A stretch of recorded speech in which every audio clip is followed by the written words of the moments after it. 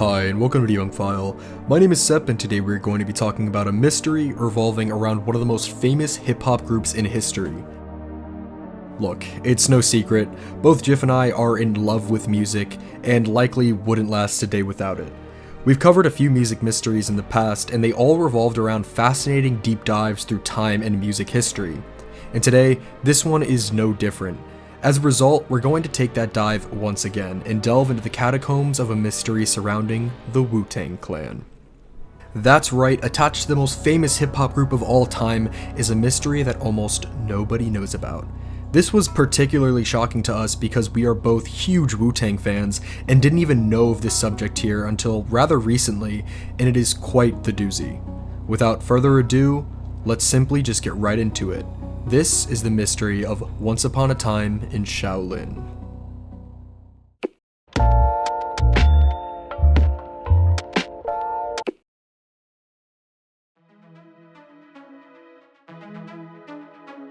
In the early 1990s, hip-hop became a household phenomenon.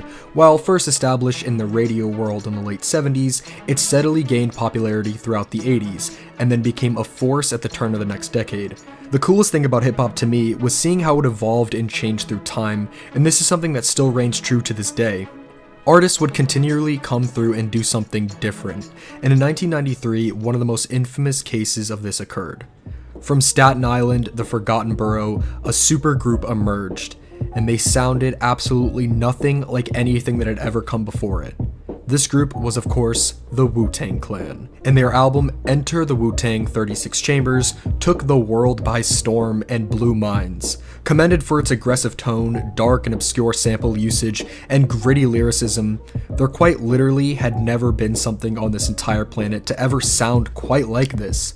Normally, that could actually result in commercial failure, since that much experimentation may scare away the average consumer, but that was not at all the case here. It was a critical gem, and it was a massive commercial success too, as it reached number 8 on the hip-hop/R&B chart, and number 40 on the overall 200, but it would only get more famous through time. Usually when you have such a massive group like this, a lot of the members aren't going to stand out too much, and may be slightly forgettable. It's the type of thing where if you were asked to name every member of a group, you might forget some people. But with Wu Tang, that absolutely will never happen. Each member just had such a distinct style and delivery, there's truly never been anything like it. What the group did next in regards to releases isn't necessarily important to this mystery at hand, but what is important is discussing all the members of the group and how affiliates would be added over time, and that's why we're mentioning it. Basically, the group had 10 official members, but then there wouldn't be a number of affiliates. These affiliates weren't official members of Wu Tang, but they were extremely close with them, and would appear consistently on many Wu Tang releases. The biggest example of this would definitely be Redman. As it turns out, there was one affiliate by the name of Silva Rings, and this is where our mystery begins. Silva Rings is a rapper/producer from the Netherlands, and he's got quite the story to his name. He actually grew up as an extreme fan of the Wu Tang Clan, and his ultimate goal in life was to either become an NBA player or get a recording contract with Wu Tang, and against all odds, the latter would become true. During a Wu Tang concert in 1997, they announced towards the end that they would be taking freestyles for local talent, and Silva Rings was actually here, so he of course pounced in and took the mic. His freestyle would actually wind up catching the attention of the entire clan, and through a series of events, he would actually be signed to Wu Tang Records 2 years later.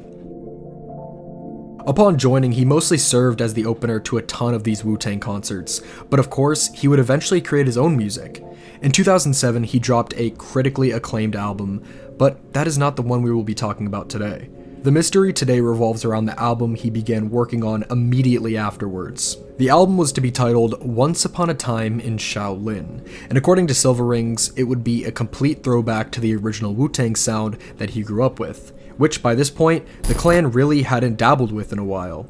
With being an affiliate, this would obviously sound official, as not only would he have official production backing him, but he'd get all the Wu Tang features he could possibly ask for.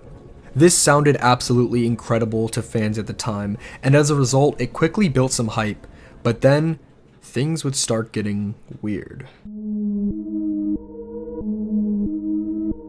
It turned out that the album was not to be released, at least not in the traditional way. There was only one copy of the entire album placed inside of this case, and it would be sold to the highest bidder. The first question to ask already here is, why? Why was it being sold this way? And luckily for us, at least for this portion of the mystery, the answer is right here for us. On the website of the album, they describe it all. The music industry is in crisis. The intrinsic value of music has been reduced to zero. Contemporary art is worth millions by virtue of its exclusivity. By adopting a 400-year-old Renaissance-style approach to music, offering it as a commissioned commodity and allowing it to take a similar trajectory from creation to exhibition to sale, we hope to inspire and intensify urgent debates about the future of music. So there's our answer in this regards. The album basically served as a commentary on the consumption of mass amounts of music through streaming services and how this devalues music, at least in their eyes. Regardless of how you feel about their piece of commentary here, the album was actually sold for $2 million. This made it the single most expensive piece of music ever made. It was sold to a man named Martin Shkreli, and there was a contract, and in it, it stated that the album would only be able to be commercially exploited in the year 2103. To wrap up this insane story here, it also ends with another wild happening. In 2018, Martin Shkreli was actually convicted for security fraud, and a federal court seized all of his assets, and this includes the album. That's right, even on the official website, it is now said that as of September 2020, the United States Department of Justice are the ones in possession of this album.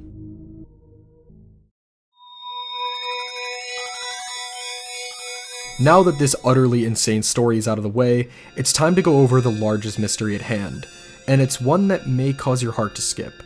That is, was the album ever even real? Yes, believe it or not, the question of whether there even is an album is a huge debate, so let's go through it. Firstly, we know of the track list of the album. That has always been widely available, and there were supposedly 31 tracks, and they even have all the features listed. Questions arise when you begin thinking though. We never did see inside the case, did we? That's obviously purposeful, as the whole concept behind the album revolves around that fact, but it's still curious. What really got people talking though was an interview with Method Man in which he supposedly called the album fake and BS. This interview quickly blew up as, well, this is one of the main members of the group claiming the album is fake, but taking a further look into exactly what he says debunks that claim. I read the interview, and he didn't call the album fake and BS. Instead, he called Silver Rings a fake Wu Tang member. Really, the anger actually stems from a payment issue regarding this product. Basically, the Wu Tang members were paid as if they were appearing on a solo Silver Rings album, not an official Wu Tang project. There's also a DJ Booth article that labels the entire album as a massive conspiracy. There's a lot to this theory, and while it's not truly integral to the specific question that we're asking, it's still a pretty fascinating read and definitely raises suspicion. However, as stated, it doesn't prove the album as being fake or anything. With that all out of the way, the likelihood that this album is real after all is much higher, and this is for a few reasons. RZA was interviewed by multiple articles regarding this album, and some of them supposedly heard snippets. That is definitely reassuring, but I'd like to look for something even more proving. Luckily, I was able to find just that. Through digging, I was actually able to come across a live stream from Martin Shkreli himself, who played a few snippets from the album. This video all but confirms the album as actually existing, so I'm really glad to have found this discovery.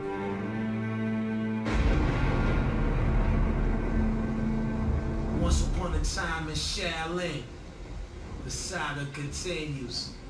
Anyway, that's the intro. I guess you can get a little bit of track 2 too. Why not? I certified priest, the general, the maximus, the gladiator, magnificent butcher, warrior, soldier, custom-made blade I swing, heads roll in the trick, so the people's they name I king, left man with the pain I bring, next head in the chair, young Elijah, he on the same. As for further questioning, many have been curious as to who would have designed this case that the album was placed in, and I don't blame them for that. The case is definitely luxurious and truly added a lot of intrigue into this whole mystery. Luckily for you, the answer is here. This case was made by a company called Yaha. Others also wondered why specifically the album would be widely available specifically in the year 2103, rather than any other year in particular, and this also has an answer. This one comes down to the significance of the number 8 to the Wu Tang Clan. RZA is a big fan of symbolism and noticed that the number 8 meant a lot to this group. When the group first began, there were 8 members. He explains how the number 8 on its side made out an infinity symbol, and was, as such, used for the cover of Wu Tang Forever. So basically, the year 2103 was chosen because it was 88 years after the announcement.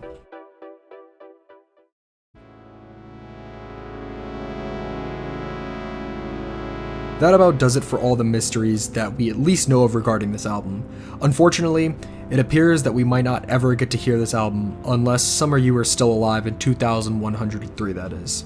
Overall, this album sports a powerful message about consumerism and the true power of art. Whether or not this message is presented in a way that is genius or utterly pretentious is up for you to decide, but it did culminate in something that we have truly never seen before and will likely never see again.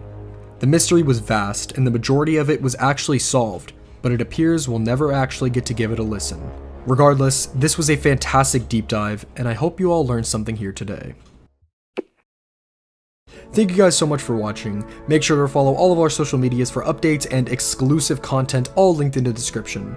We would also love you guys to consider joining our brand new Patreon Debunk Plus. For only $1 a month, you get access to videos early, exclusive content, and our brand new podcasts, which we are on episode 7 right now, so please go check it out, guys.